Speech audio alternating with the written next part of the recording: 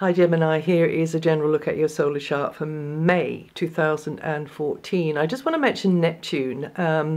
The outer planets, Uranus, Neptune and Pluto, don't get mentioned every week, but every now and again I do mention them, and this is quite a Neptunian sort of a month because the Sun until the 21st is in a Neptunian area as far as your chart is concerned, which means it's in the sign before yours, Taurus, before it goes into your sign on the 21st. So there is a long-running transit of Neptune in Pisces, and it has been affecting quite strongly you early Geminians, and at the moment it's currently running at between 6 to 8 degrees of Gemini rising, the most, although it will affect the whole sign, and that will mean those of you born 27th to 29th, the most, 27th to 29th of May. So look out for that one particularly, this month. And also there's going to be a new moon in Gemini towards the end of the month, and that's going to be very strongly aspecting Neptune. So just keep, just be aware. And well, what do you have to be aware of? Neptune is in a very long-running transit up at the top of your solar chart in your career area. It's a very un-Neptunian area, excuse me. This is the area where our ego is functioning. We want to work hard to reach goals and ambitions and come up to certain standards and stereotypes even, and be, think about presentation and image. But Neptune has no truck with any of those things. Neptune is very ethereal, very imaginative, sensitive, artistic, but also rules water and particularly the seas, but all water, and just likes to go with the flow really, and is quite a humble energy. It's very spiritual. It's the least materialistic of all of the planetary energies. So what do you do with it when it's in the career house? It's also the house at the top of your chart, which is not just about career, but it's also about the general way you are seen by others in the world, whether that's when you're at work or when you're not. So if you're in any of the areas that Neptune rule, some of which I've just mentioned, also catering as well, catering, hospitality, that kind of thing, but anything to do with healing, anything to do with providing a higher service, or a service which is kind of linked to spirituality, art, healing, charity, humanitarianism, in a way of serving a common need, a common good, then you can do quite well with Neptune going through this area here. But just be aware that during this long transit of Neptune, you could so easily get overlooked, underestimated by the powers that be. You become sort of invisible because Neptune does rule shape-shifting and smoke and mirrors and magic, really, invisibility, and that could happen.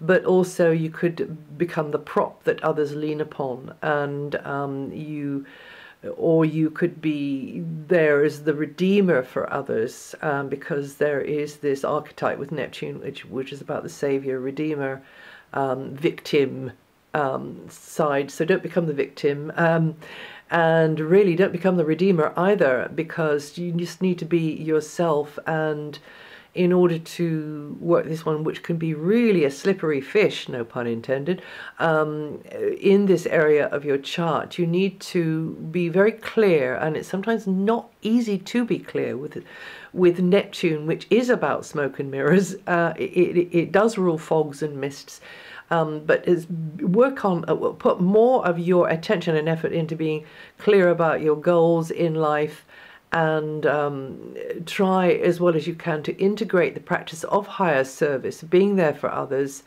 alongside what you know is your calling, your vocation, and in fact Neptune works very well if we do find something which is so-called vocational, something which is like a mission or a calling.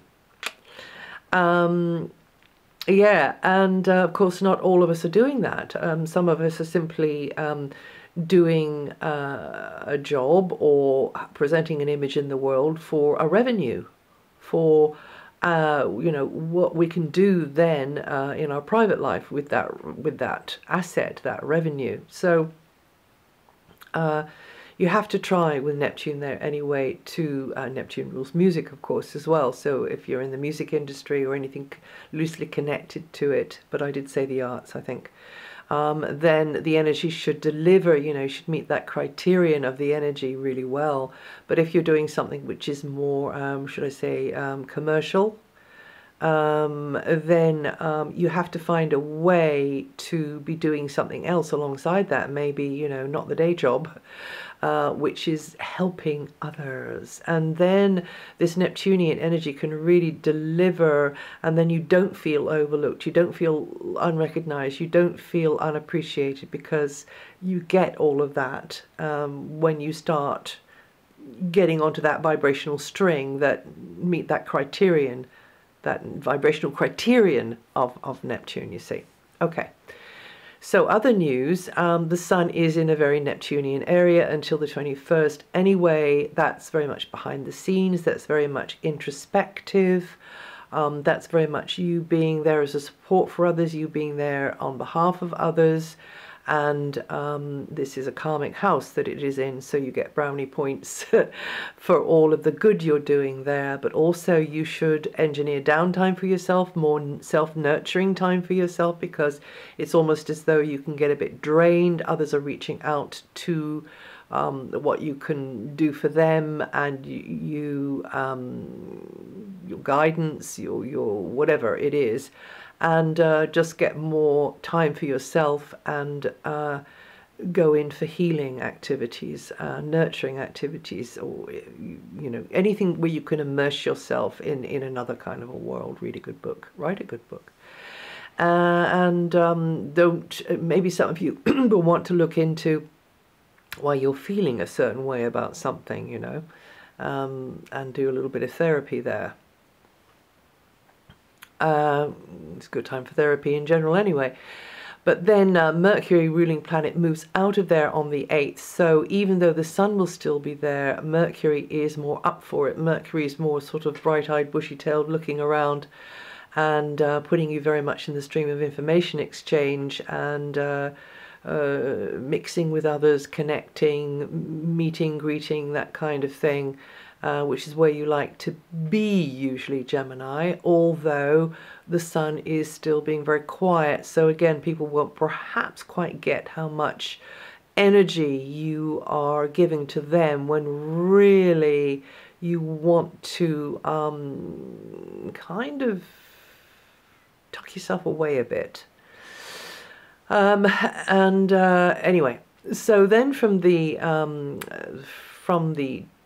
21st, the Sun does move out of there into your sign, but I just want to mention Venus first. From the 3rd, well, as the month kicks off, Venus is in an area which connects you very favorably with travel, with those abroad or at a distance to you anyway, or it can connect you very well and help you team up with somebody who's got a knowledge that you don't have and that helps you and supports you, or indeed other way around. You've got a knowledge they don't have and helps them and supports them. And that's at the very beginning until the 3rd. And then from the 3rd, for most of the month, Venus is in an area which does positively emphasize your image in the world, more as in a rather attractive kind of a way, maybe in a kind way, in a loving way, and others will tend to see you more like that. But also the other way around, authority figures, officials, bureaucracy, they can view you, they can be themselves and see you in a kindly way, in a more positive kind of a way. They tend to see you in a good light, and there could be an ally that you connect up with, possibly a female. The female energy is a bit stronger here, or somebody that you just really click with, if it's not a female, who can be a real ally for you, because she's in a position to really help you out. She's got a power that you don't have. She's got a knowledge that you don't have. And that can be very facilitating for your goals, or the person, it can be he or she. And this transit could actually bode well for the artists among you also. Now, Saturn is very much in this long transit, is a service-orientated area, meaning that you've had quite a lot of pressure on you, particularly if it's gone over the degree of your sun, of like the to-do list. You know, there were more things that you had piled up in the corner than you could ever have imagined. I mean, you just didn't know you got all that stuff there. And now this is the time for you to get ahead of the game and really see to these things, do some housekeeping, really, and looking after health, getting ahead of the game with health as well, because these sorts of things, health matters, and also the practical side of life, and the job as well, and methods and techniques and equipment and all of that sort of stuff that goes with the job, or maybe with the health. So this is about you really having to take it on the chin where running repairs are concerned, feeling the pressure of that, taking responsibility there, rolling up the sleeves basically and getting on with it. Service providers, co-workers can present obstacles, also methods, techniques, equipment. They can also be difficult to get your head around, crap your style. They can throw up problems for you. And so anyway, all of this challenge, and that will be going on to the end of the year, except for you very, very late Geminians, and it will be creeping in a little bit in 2015. You've just got to step up to the plate with these challenges and do what you can with them, and that will push you into wiser and wiser and wiser choices in the future. Now, you do have Mars in a really great angle to your sun sign, so Mars is really going to help give you the charge in your battery, as it were, to see to some of this stuff. And Mars is in a quite an innovative area, so maybe thinking of new ways of seeing to some of these problems you've got in this work area and the health area. And this is a time for you to, you can feel a bit like taking a risk of being a bit speculative, but don't, you know, lose control completely there, because Mars does tend to be hasty and a bit of a hothead.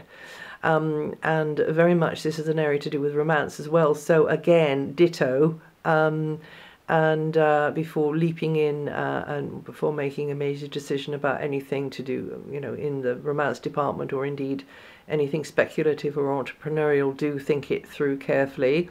That would be obvious, wouldn't it? But, you know, Mars tends to, things like common sense fly out the window sometimes with Mars. But whatever's going on, you could feel more in your power with whatever project you're doing. And if you are doing a creative project, then, you know, more power to you, because it will come. And this is the time very much for you to get active with projects which you do enjoy, and they will be rewarding and empowering, and you can be proud of the, you know, how much you've done. And it is very good transit for the creatives and entrepreneurs among you, but also for the romantics as well. But as I say, think it through. Now, Jupiter is in the area of your piggy bank. And you have to be careful, because Jupiter opposite Pluto for the first half of the month, that's the ending of that grand square from the month before, which is still running really at the very beginning of May. And Uranus-Pluto will be running the whole of the month. But Jupiter-Pluto, Jupiter is in an area of your chart to do with material security, finances, the piggy bank, but also possessions, property. And I would say it's altogether a good thing to have Jupiter there, but you need to interact in the material world in a way which is furthering your spiritual aspirations, or your aspirations which are not so materialistic, even though the material side cannot be overlooked because we live in a material world. But what I'm trying to say is the criterion there of Jupiter is for Jupiter to deliver his abundance, because basically that's what he can do, is for you to reach out into things which will teach you a lot, or which will help you teach others. Reach out into things which are outside of your, maybe even your comfort zone. Really think big, and you know, paint with a broader brush in the area of, yes, you know, a lot to lose in this area here. But what I'm trying to say is, if you need to put a bit of money out for these very sort of idealistic reasons, keeping, you know, real, of course, then Jupiter's more likely to deliver down the line on what you've put out there, because of the intention behind it. Whereas if you were just all out to make a load of money, doesn't matter how you make it, sort of thing, it's quite commercial, then Jupiter doesn't deliver it as well.